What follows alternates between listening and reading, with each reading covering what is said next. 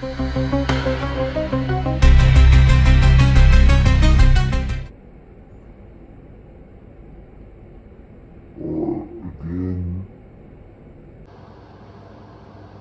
right, again, we asked them to kind of sit there and chill and keep your hand here while I do the technique.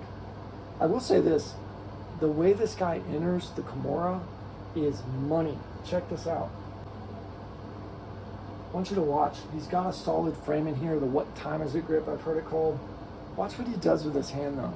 He doesn't go like reaching and hunting for the Kimura.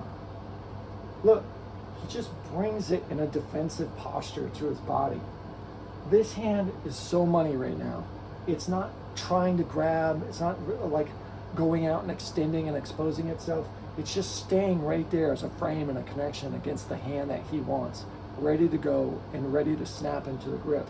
What I don't like is this reach, the other hand that he's doing.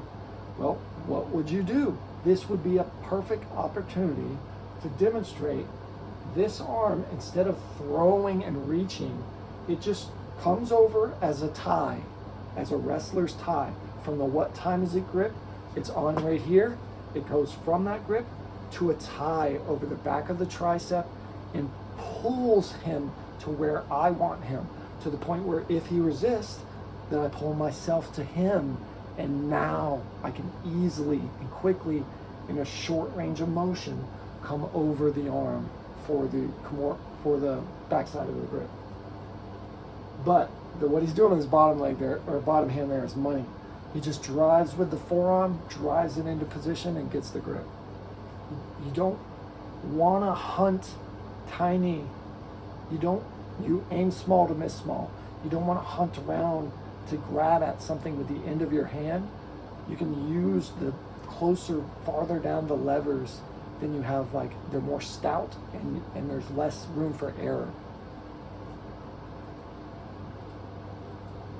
So his hip movement and rotation outward is what creates that drag and pull to topple the guy over, and you get that rotational kind of back take. He moves straight into a crucifix position. That was smooth. This guy has a knack for sliding into positions across the shoulders. I'm noticing that about this guy in particular. He's just got a natural talent. I don't know whether he just does that a lot in his actual game, like when he's actually sparring, or what, but he just slides into those crucifix type, bow and arrow type configurations across the shoulders really well.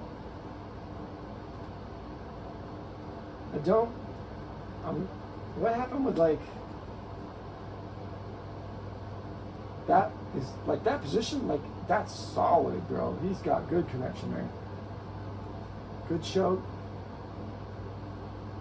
I like what this leg is doing. He's really reaching for that. I think Uke wasn't supposed to hide his hand way up there, so he's kind of reaching to do the technique he wanted to do. So I'm not gonna hate on him for that. That's still clean. He's still got good. There's no room there for his arm to escape.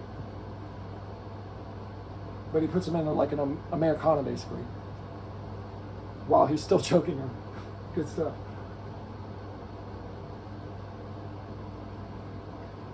Okay, so here we have a Kimura counter, basically. Okay, what happened there?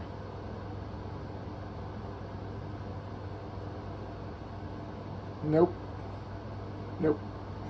So that looked smooth, right? It looked quick. It looked efficient. I didn't see anything keeping the guy from using his guard. Right now, all of it makes sense. I've got weight and a post on his knee keeping this leg from keeping me from going the direction I want to go to pass now. This all makes sense. At this point, what I would do if I wanted to accomplish his back take move, posture, my hips up, drive my right knee on top of this hip, on top of this leg to replace this post that's keeping it where it is. And now that I got my knee there, Now I can move forward and pass that guard. But we don't do that at all. We just reach to his shoulder and expect him to keep this leg magically stuck to the ground. Magic. Like anybody who's trained for a little bit knows the guard is what keeps you safe. They're not going to leave this leg on this ground, bro. Sorry, not going to happen. Maybe he's got his left knee on top of it.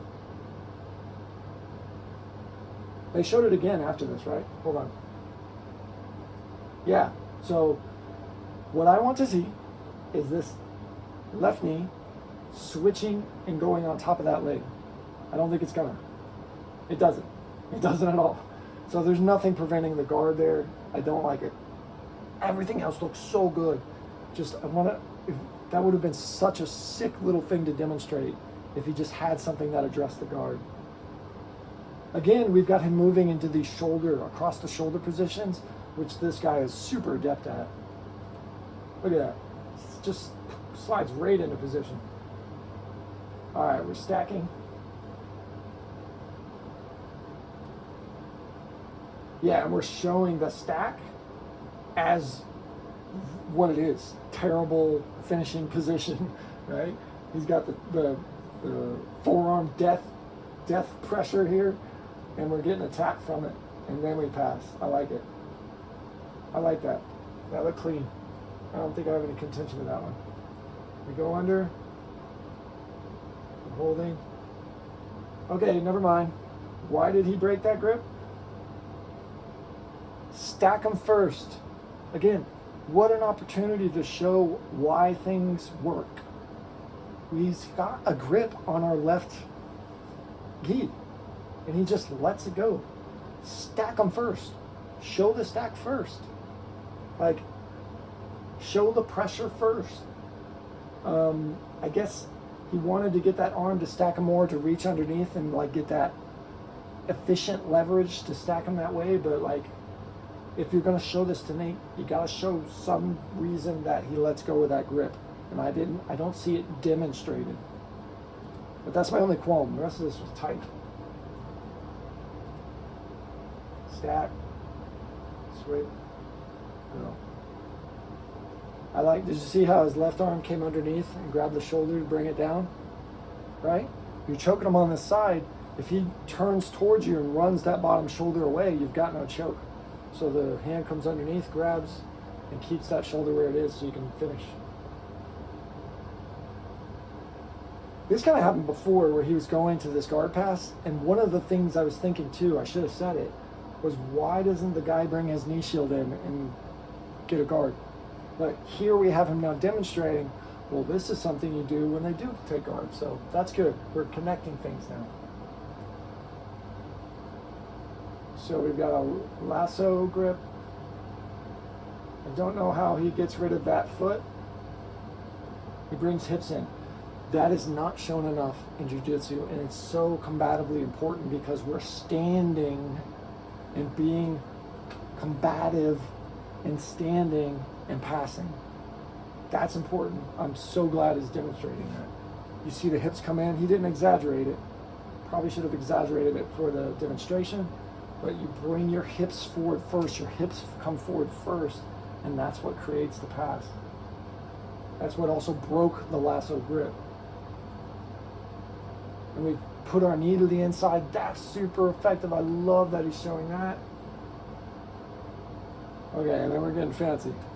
But that, again, this is one of those ones that you're like, oh, that looks like an Instagram reel.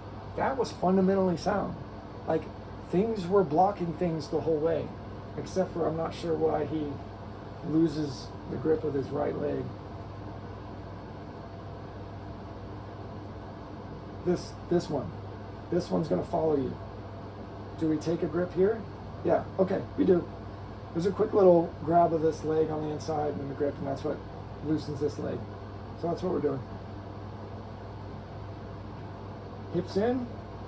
That creates all this pressure, takes all this pressure away. Pops this leg out. Then see how the knee is blocking and keeping him where he is? That's allowing our hips to come around, allowing our legs to come around. We're inside this arm now, getting a bite on this side. And then we come all the way around, and it's our hips, the torque of our hips, and the majority of our mass that create that rotation and push that arm to where we want it. So that's legit.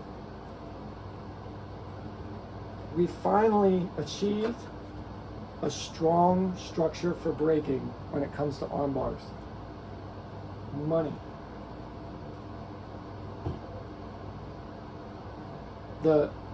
Our hips weren't behind his shoulder anymore. Our hips was behind the elbow.